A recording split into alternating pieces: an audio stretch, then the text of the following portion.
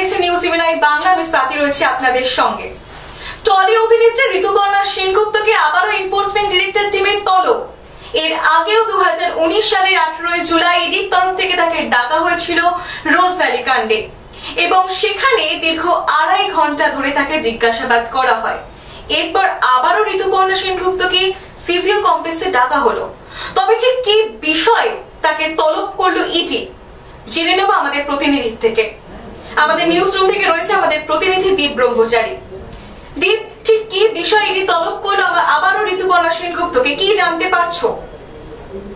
একদমই স্বাতী, তুমি যেরকমটা বললে যে ঠিক 2019 সালে কিন্তু এই ঋতুপর্ণা সেনগুপ্তকে ডাকা হয়েছিল জুলাই মাসের 18 তারিখ এবং যেই মামলায় ডাকা হয়, যে রোজ ভ্যালি মামলায়, সেখানে কিন্তু তার নাম উঠে আসে, এমনটাই কিন্তু সূত্রের খবর।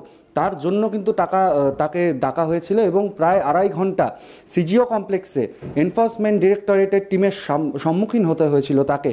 এরপরে প্রায় 5 বছর পর, অর্থাৎ বর্তমান সময় দাঁড়িয়ে 4ই জুন ভোটের রেজাল্ট এবং 5ই জুন কিন্তু তাকে ডাকা হয়েছে। এবং কি কারণে ডাকা হয়েছে হচ্ছে রেশন দুর্নীতি মামলায়। অর্থাৎ রেশন দুর্নীতি মামলায় এর আগেও যাদের ডাকা হয়েছে তাদের বয়ান অনুযায়ী কোথাও গিয়ে ঋতুপর্ণা সেনগুপ্তর নাম উঠে এসেছে এবং শুধু তাই নয়, কিছু আর্থিক লেনদেনের তথ্য কিন্তু এনফোর্সমেন্ট ডিরেক্টরেটের হাতে এসছে, এমনটাই কিন্তু সূত্রের খবর। শুধু তাই নয়, কেন সেই টাকা ঋতুপর্ণা সেনগুপ্ত নিয়েছেন, কি জন্য নিয়েছেন, কেন তাকে দেওয়া হয়েছে, এই একটা কিন্তু প্রশ্ন থেকেই গেছে।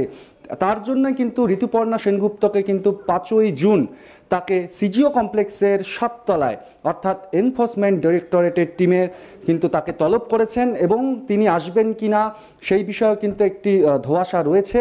যা জানা গেছে যে ইডি সূত্রের খবর যে ইডির কাছে কিছু বয়ানে এবং কিছু নথিতে কিছু তথ্য এসেছে যে ঋতুপর্ণা সেনগুপ্তর একাধিক ব্যাংক অ্যাকাউন্টে কিন্তু বিপুল পরিমাণ টাকা এদের থেকে গেছে। অর্থাৎ যারা বয়ানে বলেছেন এবং এই রেশন দুর্নীতি মামলায় যারা অভিযুক্ত আপাতত রয়েছেন, যাদের বিরুদ্ধে অভিযোগ উঠে এসেছে, তাদের বয়ানে এবং তাদের কিছু নথিতে তাদের ব্যাংক অ্যাকাউন্ট খতিয়ে কিন্তু ঋতুপর্ণা সেনগুপ্তর কিছু ব্যাংক অ্যাকাউন্টের ডিটেলস কিন্তু পাওয়া গেছে, এমনটাই সূত্রের খবর।